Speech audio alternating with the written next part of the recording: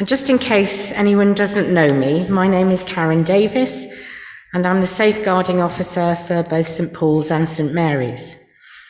Today, Alex and I are taking this opportunity to inform and hopefully inspire us all by devoting this service to and shining a light on the vitally important subject of safeguarding.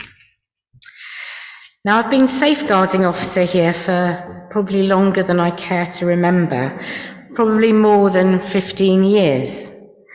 I stepped into the role after being asked by Reverend Damien Miles, our priest at the time. I think the fact that I am a GP, it helped me take on the challenge, as I was already trained in the medical and clinical aspects of safeguarding children and vulnerable adults. However, Safeguarding Church has other strands to incorporate, and over the years the role has expanded and developed, rightfully so, to become an extremely important part of how we look after and care for all our parishioners and our community. The word safeguarding itself, interestingly, doesn't appear at all in the Bible. However, protecting children and vulnerable people is at the very heart of our Christian message. Safeguarding Sunday is all about creating an opportunity for us in our churches to show our communities that we all take this responsibility seriously. Throughout the Bible, we are given hundreds of examples of God's heart for vulnerable people and the expectations he places upon communities and societies as to how we should respond to and treat people who are vulnerable or voiceless.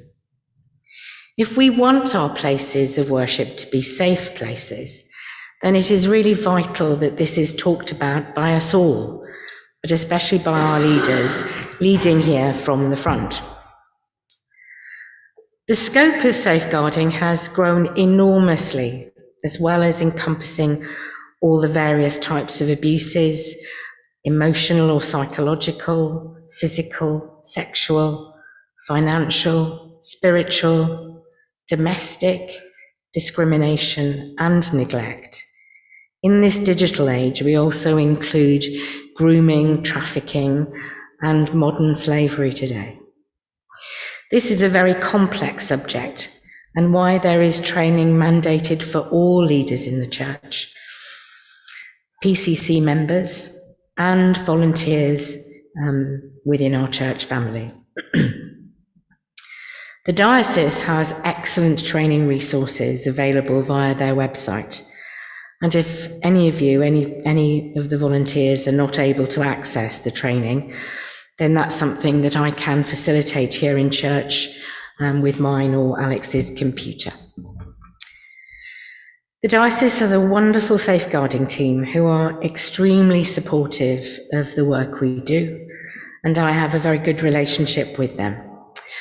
I'm the Deanery Safeguarding Representative for Epsom, and I joined the Diocesan Safeguarding Advisory Panel about 6 months ago as a parish representative. There's a real drive for fostering a culture of safeguarding and prevention, and looking at how to integrate this into our churches and our church life. In order to achieve a safer culture, we all need to listen well, to learn more, and to be led well. Statistically, we know that there will be a number of survivors of abuse in our congregations.